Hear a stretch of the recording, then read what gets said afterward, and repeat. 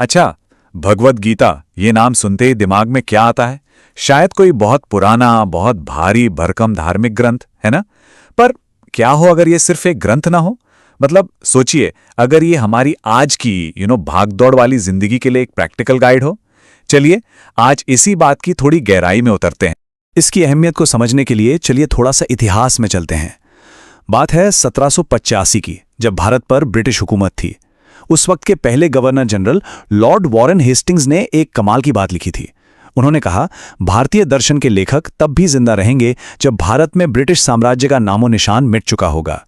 मतलब ये शब्द खुद बताते हैं कि गीता का ज्ञान किसी समय या काल का मोहताज नहीं है। और शायद इसीलिए गीता को अक्सर सही तरह से जीने की कला का यूजर मैनुअल भी कहा जाता है। ये कोई थ्योरी की किताब नहीं है, बल्कि जिंदगी के मैदान में जो रोज रोज की मुश्किलें आती हैं ना, उनसे निपटने के लिए एक प्रैक्टिकल हैंडबुक है। लेकिन मजे की बात यह है कि इतनी पॉपुलर होने के बावजूद भी इसे अक्सर ठीक से समझा नहीं जाता।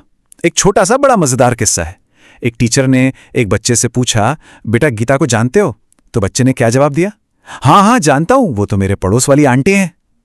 अब देखिए, ये सुनने में तो मजाकिया लगता है, पर यह एक बहुत गहरी सच्चाई बताता है कि हम में से ज्यादातर लोग गीता का नाम तो जानते हैं, पर उसका असली मतलब, उसका सार शायद नहीं।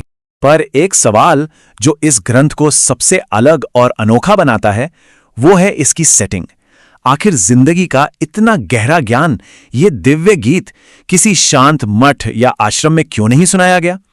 इसे एक भयानक युद्ध के मैदान के बीचों बीच क्यों कहा गया? तो बस यहीं से पूरी कहानी का स्टेज सेट होता है। कुरुक्षेत्र का मैदान, एक महायुद्ध। और यह सिर्फ जमीन के एक छोटे से टुकड़े के लिए लड़ी जा रही लड़ाई नहीं है, बल्कि यह हमारी अपनी जिंदगी के संघर्षों का एक बहुत पावरफुल सिंबल है। तो इस युद्ध में दो खेमे थे, आमने सामने। एक तरफ थे कौरव, 100 भाई, जिनका लीडर था लालची दुर्योधन। ये लोग अधर्म, अन्याय और पावर की भूख को दिखाते हैं। और दूसरी तरफ थे पांडव, 5 भाई, जिनमें महान योद्धा अर्जुन भी थे। ये लोग धर्म, न्याय और राज्य पर अपने हक के लिए लड़ रहे थे।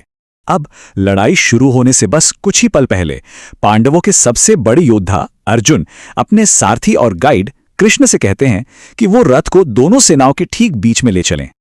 आपको यह समझना होगा कि इस पल तक अर्जुन एक हीरो थे, अजेया, आत्मविश्वास से लबालब और धर्म के लिए इस लड़ाई को शुरू करने के लिए एकदम बेचैन। उन्हें अपनी जीत पर कोई शक नहीं था। वो पूरी तरह से तैयार थे।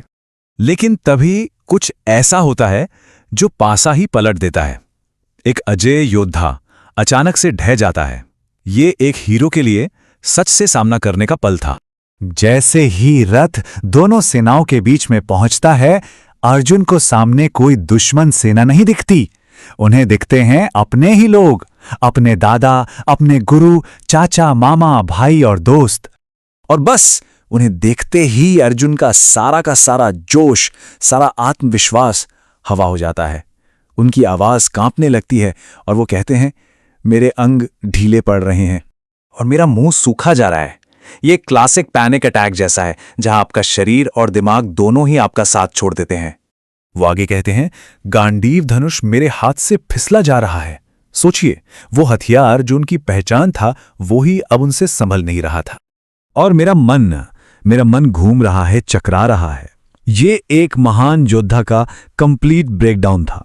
वो पूरी तरह से टूट चुके थे। वो कृष्ण से एकदम बेबसी में पूछते हैं, हे कृष्ण, मुझे जीत नहीं चाहिए, ना कोई राजपाट, ना कोई सुख। अरे अपने ही लोगों को मारकर भला कोई खुश कैसे हो सकता है?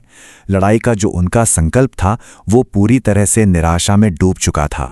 और फिर आखिर में अर्जुन अपने धनुष बाण एक तरफ फेंक देते हैं और शोक से भरे हुए मन के साथ रथ में ही बैठ जाते हैं। हीरो ने लड़ने से साफ इनकार कर दिया था। तो सवाल यह है कि अर्जुन को आखिर हुआ क्या था? चलिए इस अर्जुन सिंड्रोम को थोड़ा समझने की कोशिश करते हैं, जो असल में हर इंसान के दुख की जड़ से कहीं ना कहीं जुड़ा हुआ है। तो ये जो गहरा संकट था ना, यही है अर्जुन सिंड्रोम। ये दुख और मोह की एक ऐसी हालत है जिसकी जड़ मैं और मेरे की बहुत गहरी, बहुत पावरफुल भावना में छिपी है। देखिए, अर्जुन को दुश्मन सेना से डर नहीं लगा, वो टूटे मेरे लोगों से लड़ने के ख्याल से। अगर इसे फिलॉसफी के नजरिए से देखें तो ये एक पूरी साइकिल है, एक चेन रिएक्शन। सब कुछ शुरू होता है अज्ञान से, जिसे अविद्या कहते हैं, मतलब असलियत को न देख पाना। इसी से हमारी समझ में भ्रम पैदा होता है, जिससे मैं और मेरे का भाव मतलब अहंकार पैदा होता है, और यही अहंकार दुख और मोह को जन्म देता है। और नतीजा, आखिर में इंसान अपने कर्तव्य को, अपनी ड्यूटी को छोड़ देता है, बिल्कुल अर्जुन की तरह। पर कहानी यहां खत्म नहीं होती, बिल्कुल नहीं। अब आता है सबसे दिलचस्प हिस्सा, जहां इस निराशा को, इस ब्रेकडाउन को एक एकदम नए नजरिए से देखा जाता है। ये अंत नहीं है, ये तो क्लैरिटी आने से ठीक पहले का जरूरी संकट है। पता है, गीता के पहले अध्याय का नाम है अर्जुन विषाद योग। अब ये नाम ही अपने आप में कमाल का है। देखिए, विषाद का मतलब तो हम सब जानते हैं, दुख, निराशा, डिस्पोंडेंसी। और योग का मतलब क्या होता है? जुड़ना या एक होना। तो जरा सोचिए, निराशा का योग, ये नाम ही हमें बता रहा है कि अरे, गहरी से गहरी निराशा भी एक तरह का योग हो सकती है, एक मौका, एक पहला कदम किसी ऊंचे ज्ञान से जुड़ने का। इसका मतलब यह हुआ कि अर्जुन की निराशा कोई नाकामी नहीं थी, बिल्कुल नहीं। गीता इस आत्मा की अंधेरी रात को, इस dark night of the soul को असली ज्ञान की तरफ पहला और सबसे जरूरी कदम मानती है। क्योंकि ज्ञान पाने के लिए सबसे पहले यह मानना जरूरी है कि हम अज्ञान में हैं। और ये पूरी बात हमें एक बहुत ही गहरे और जरूरी सवाल पर लाके छोड़ देती है कि आखिर कैसे हमारी जिंदगी के सबसे बड़े संकट, सबसे मुश्किल पल हमारे लिए सबसे गहरी समझ और आत्मज्ञान का दरवाजा बन सकते हैं। और इसका जवाब, खैर, वो गीता के आगे के अध्यायों में छुपा है।